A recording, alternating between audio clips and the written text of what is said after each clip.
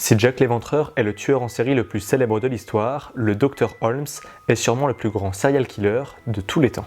Malgré son pseudonyme, n'y voyez aucune référence au Dr Watson ou à Sherlock Holmes.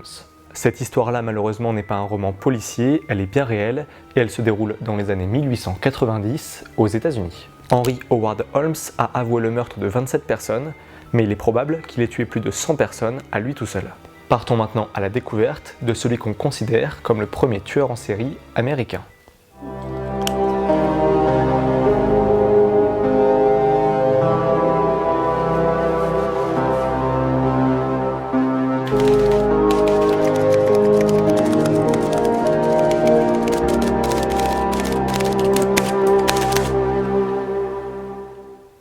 Durant son enfance, le jeune et innocent Herman Mudgett était solitaire, il n'avait pas beaucoup d'amis et il avait peur du docteur. Pour l'effrayer davantage, des camarades l'ont forcé à toucher un squelette humain comme on en voit dans les salles de classe. Herman se retrouve finalement bien plus fasciné qu'apeuré. Il fait alors des études de pharmacie, se fabrique même un faux diplôme de médecin et se met à voler des corps dans les laboratoires. Il souscrit des assurances au nom des personnes décédées avant de les défigurer pour faire croire à des accidents et toucher de l'argent. Il se crée ainsi 7 identités différentes en se mariant à chaque fois. Et c'est à ce moment-là qu'il prend le nom avec lequel il deviendra célèbre, Henry Howard Holmes.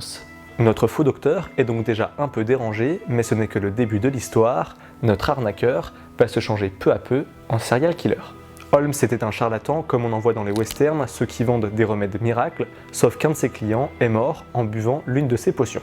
Notre docteur va ensuite travailler dans une pharmacie à Chicago. La gérante voit en lui le parfait employé et elle décide de lui vendre son commerce à la mort de son mari.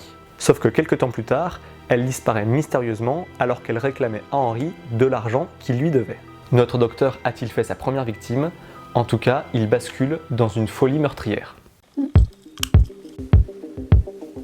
Pour l'exposition universelle de 1893 à Chicago, Henry Holmes fait construire un hôtel de 3 étages juste en face de sa pharmacie et différents constructeurs se succèdent pour que lui seul connaisse le véritable plan du bâtiment.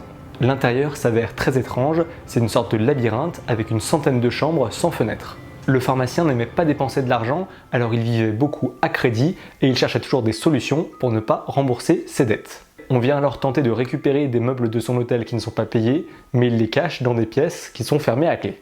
Et il fait installer des coffres-forts sans les payer avant de réduire la taille des portes pour qu'on ne puisse pas les retirer après. Dans cette demeure énigmatique, ce sont surtout des femmes qui sont invitées, car Holmes est un véritable charmeur, des amantes, des touristes, mais aussi des employés qui pénètrent dans les lieux sans jamais en ressortir. Certaines de ces pièces sont des chambres à gaz, il enferme aussi des personnes dans des coffres-forts géants où il les laisse suffoquer lentement, il aime torturer ses victimes avant de les tuer. Les corps sont ensuite jetés au sous-sol, certains sont disséqués pour que le pharmacien puisse vendre les organes et les squelettes à des écoles de médecine, et les autres sont brûlés dans des fours géants ou alors dissous dans des cuves d'acide. En 1894, notre cher Henry se relance dans une petite arnaque à l'assurance comme il en a le secret. Il fait cette arnaque avec Benjamin Pitzel, un de ses complices, mais cette idée causera sa chute. Benjamin est censé faire semblant de mourir, sauf que Holmes le tue vraiment en le brûlant vif. Et pour ne pas éveiller les soupçons, il tue les 3 enfants de son complice et cache la vérité à sa femme.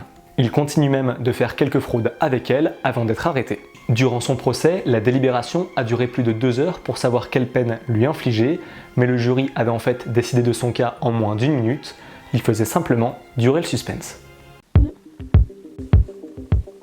Notre cher docteur va avouer une vingtaine de meurtres, mais ce chiffre est probablement sous-estimé.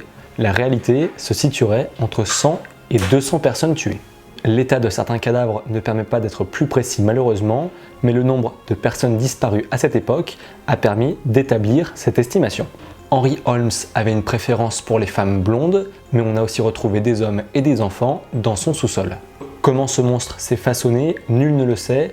Toujours est-il que durant son enfance, Herman a été élevé aux côtés d'un père violent et alcoolique et une mère croyante et pratiquante qui lui lisait la Bible. Pour le punir, on l'enfermait au grenier durant toute une journée sans manger. Après sa condamnation, des journaux vont payer 7 500 $, ce qui représente actuellement plusieurs centaines de milliers de dollars, pour avoir la confession exclusive du serial killer. C'est à ce moment-là qu'il déclare qu'il est possédé par Satan et qu'il regrette ses crimes. Malade dans sa cellule, il voit son corps se déformer et il pense qu'il est en train de se transformer en diable.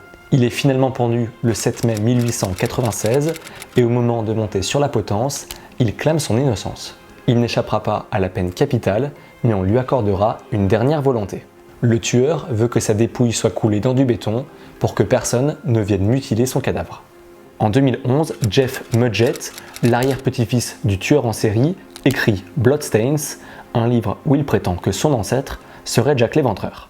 Quelle originalité!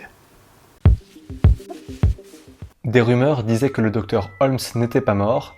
Début 2017, on a alors enlevé le béton qui protégeait sa dépouille au cimetière Holy Cross de Pennsylvanie. Plus de 100 ans après, le béton a permis de bien conserver le cadavre. Son identité a pu être confirmée grâce à ses dents. Holmes a bel et bien été arrêté, condamné, tué et enterré. C'est élémentaire.